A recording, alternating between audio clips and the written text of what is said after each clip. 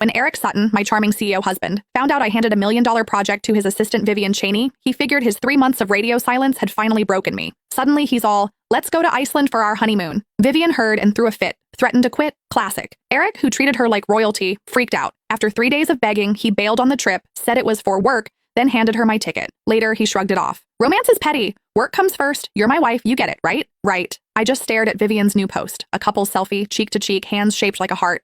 I didn't say a word, just nodded. Eric thought I was finally playing the role. Calm, supportive, mature. Promised an even better honeymoon when he got back. Too bad I'd already quit. Too bad he'd already signed the divorce papers. We were done. On day 2 of Eric and Vivian's little honeymoon, I wrapped up my handovers and hit HR to make my resignation official. Not even 10 minutes later, ding, approved. By Eric, of course. Guess Mr. Sutton couldn't wait to drop her. At least she knew when to back off. Yeah, sticking around would have just made it messy. Wonder what she's gonna do now. Why do we care? We're out here scraping by on scraps. She's his wife. She could quit and nap for a year, still be loaded. As I packed my stuff, they stared, barely hiding the smug looks. Nothing new. Everyone knew Vivian and I weren't exactly besties. And Eric, my loving husband, always took her side, sometimes straight up embarrassed me in front of everyone just to keep her happy. So yeah, the office turned on me fast, all desperate to suck up to her. I let out a dry laugh. Sorry to disappoint, I'm not quitting out of heartbreak. I'm leveling up, just got hired at double the pay, killer benefits, didn't even glance at their bitter faces, grabbed my stuff and walked out. Then, of course, Eric called the second I hit the sidewalk. I'd been rehearsing how to break the news, but the second I picked up, he goes, I sent you a file, finish it and send it back within an hour. So yeah, he still had no clue I'd quit. I almost laughed, opened the file. It was that same project I'd handed over to Vivian. Classic. She got the credit. I did the work. And when it crashed and burned, I took the hit. At first I said no, but Eric kept pushing.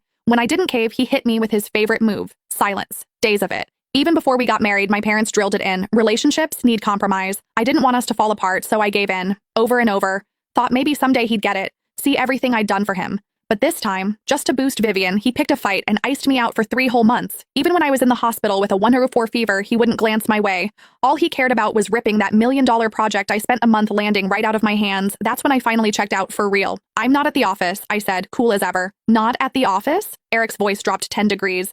It's work hours, Haley Henderson. You do realize leaving your post means losing a full day's pay, right? Company policy. I know, but I was just about to say I'd resigned when Vivian's voice slid in, all soft and fake sweet. Eric, if Haley doesn't want to, don't push her. I can handle it. Eric turned syrupy in a blink. A total 180 from how he'd just snapped at me. No, you were up late last night. You should rest today. Vivian tried to play humble. I'm not tired, but Eric shut her down. I'm the boss. If I say rest, you rest. You gonna disobey me now? Vivian giggled. I just feel bad for Haley. It's a lot for her. Eric snorted. You think she works harder than you? You're out there locking down contracts. She's at the office doing nothing. And don't forget, she's my wife, part owner. It's literally her job to step up. Just like that, everything I'd done, wiped away with a shrug. No anger, no jealousy, no heartbreak, just numb. I'd been through it too many times.